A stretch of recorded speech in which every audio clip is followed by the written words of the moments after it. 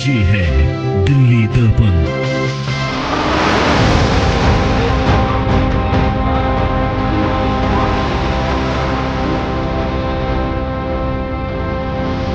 क्योंकि दोस्तों ये जो सरकार दिल्ली में बन गई है ये बहुत जालिम सरकार है। ये सरकार पहले दिन से लूटने के लिए दिल्ली के अंदर आई है।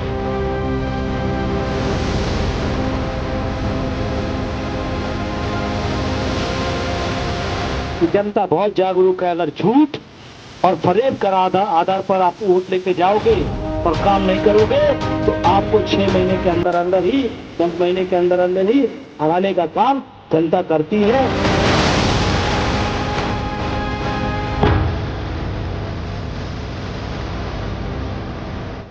दिल्ली में 30 नवंबर को होने जा रहे दिल्ली नगर निगम उपचुनाव को आम आदमी पार्टी बड़ी गंभीरता के साथ ले रही है।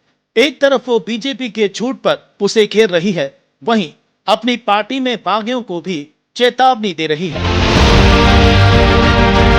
आज अशोक विहार वार्ड की प्रत्याशी सीमा विकास गोयल के चुनाव कार्यालय का उद्घाटन पर आम आदमी पार्टी के नेताओं ने ऐसे ही संकेत दिए। इस वार्ड से पूर्व विधायक और आपके राष्ट्रीय प्रवक्ता राजेश गुप्ता भी अपनी पत्नी के लिए टिकट मांग रहे थे, लेकिन पार्टी ने टिकट दिया पूर्व पार्षद विकास गोयल की पत्नी सीमा विकास को। पार्टी के इस फैसले से पूर्व विधायक राजेश गुप्ता ने बागी तेवर दिखाए तो सौरभ भारद्वाज ने इसका जवाब अपने अंदाज में दिया। गुप्ता जी जो है वो भी मांग रहे हैं, आप भी मांग रहे हैं, ऐसा मत करो। मगर उन्होंने कहा भैया मांग ही तो रहा हूं मैं, कुछ और तो नहीं कर रहा। इनको टिकट पार्टी ने निधि, पार्टी छोड़ के तो नहीं भागे। ऐसा तो नहीं हुआ कि जिसने कहा जी मैं पार्टी छोड़ रहा हूँ, मैं बीजेपी में जा रहा हूँ। उस वक्त पता नहीं कितने लोग बीजेपी में चले गए। बीजेपी तो हर तरीके का लालच दे रही थी उस वक्त कि भाई आओ बीजेपी में, तुम्हारी अखबार में फोटो छपेगी, केजरीवाल को गाली दो। भाई उस वक्त यही तो था, केजरीवाल को गाली दो और फोटो छपाओ अखबार में।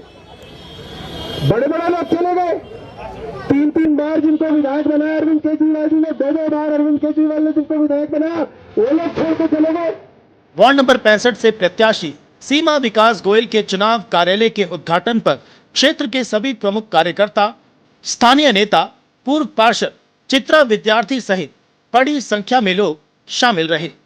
इनमें पूर्व विधायक जितेंद्र तोमर, अखिलेश प्रति त्रिपाठी प्रमुख थे।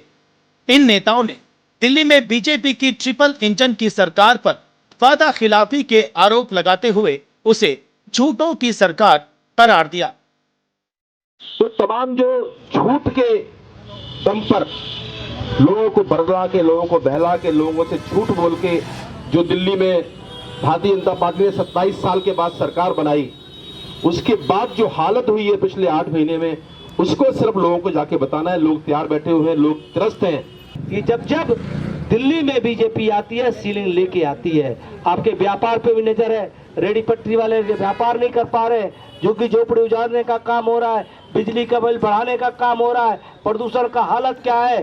तो अब की बार मौका है आप लोगों को, इस सरकार को जगाइए एक बार, इस बार झाड़ू पर वोट लगा करके ये बता दीजिए कि जनता बहुत जागरूक है। अगर झूठ और फरेब का आधार पर आप वोट लेके जाओगे और काम नहीं करोगे तो आपको 6 महीने के अंदर अंदर ही 10 महीने के अंदर अंदर ही हराने का काम जनता करती है। दिल्ली में कांग्रेस के 15 साल और आपके 11 साल राज करने के बाद बीजेपी ने 27 साल बाद दिल्ली की सत्ता में वापसी की है।